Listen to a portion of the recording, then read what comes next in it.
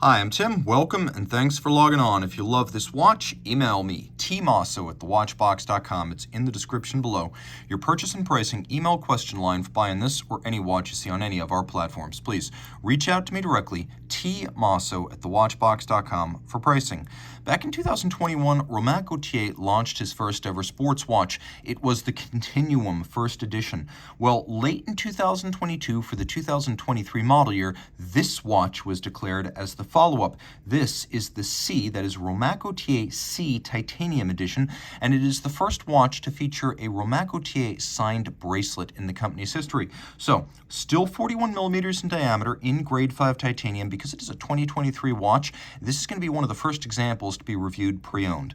41 by 9.5 millimeters thick by 48.5 millimeters from lug to lug. That's the distance across the wrist as I measure it.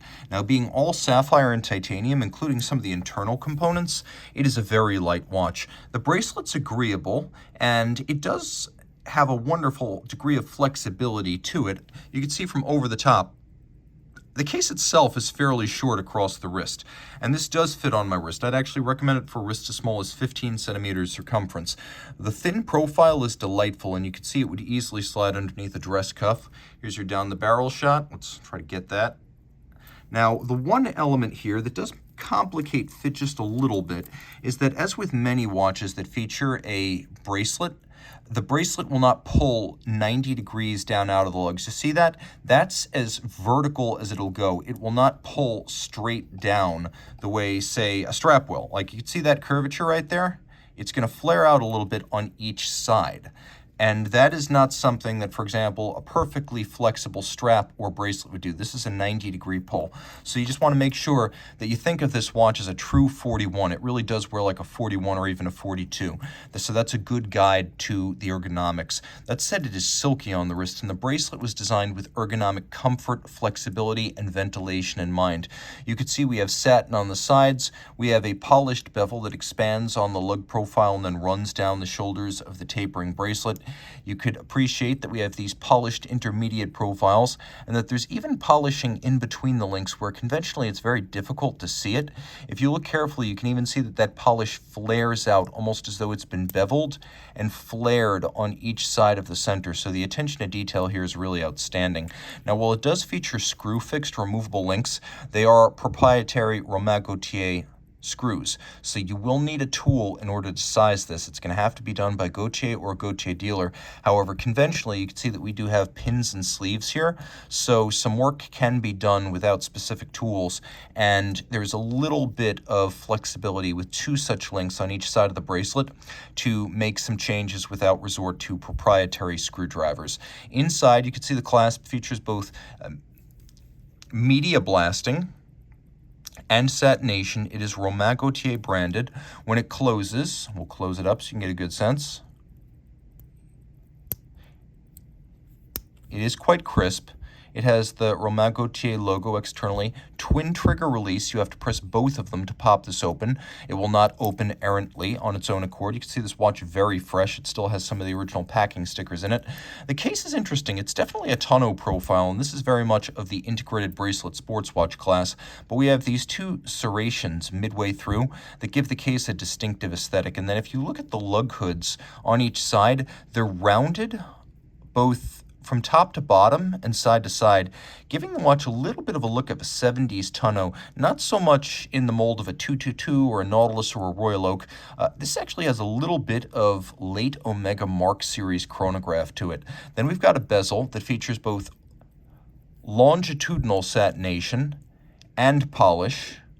You can see that there's scalloped polished facets, and then the outer face has been satinated. We have a crown that combines media blasting with a frosted chiseled profile, much like what we're going to see on the Movement. The dial is made of solid titanium, so it's a solid disc of media blasted grade 5 titanium. It has a couple of agreeable blue accents that are attractive with calculated asymmetry with the off-center seconds. If you look at the hands, you can see those two are matte and media blasted, and then you'll appreciate the attention to detail. All of the numerals and the indices are actually solid three-dimensional blocks of luminescent material. So when we do the loom shot, you could see that it is actually a very nicely loomed watch with big three-dimensional loom blocks, giving it a lot of life and character, and they even loomed the seconds hand. Now, another feature I like with this watch is that it does feature a hacking seconds function. For some reason, a lot of high-end and even high-end independent brand watches don't feature a stop seconds function that'll halt the watch and let you set it to a reference time. Here, that's no problem. Now, the watch is 50 meters water resistant with a push-down crown, so my advice to you is do not swim with it. It's more of a sporty watch than an aquatic sports watch. It is, however, ambidextrous because the crown is offset so it won't dig into your wrist. On the reverse side, you can see we have an echo of the scalloped profile of the bezel, and then we have a movement that features bridges that are double beveled on their side, albeit with more of an industrial style than a conventional Gauthier watch. And then we have this satin channel that runs around the edge of the bridges, with the centers having been manually chiseled with a tremblage effect, so a lovely hammered profile. You can see that there's solarization on the ratchet wheel. There's also solarization on the barrel beneath it. The Romain Gauthier recursive circle within circle manufacture wheels are present. Gauthier also makes his company's own free-sprung balance, and this is a free-sprung balance. It beats a weight here in this application at 4 Hertz, and the manual wind movement has a 60-hour power reserve. It pivots on 24 joules, and if there's any way I could fault this movement, it's the fact that it doesn't have quite the same degree of eye-popping, face-melting finish that you'll find on a standard Gauthier, and also that perhaps there's a little bit too much text on the bridges. That said, we're still talking about the upper echelon of Swiss watch finish, and it's still outstanding, especially by the standards of the integrated bracelet sports watch class.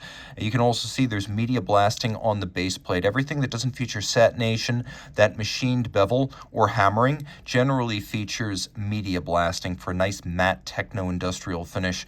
We have satination on all the wheels, and you can see from this angle that the wheels have been internally polished and beveled, which is always nice to see.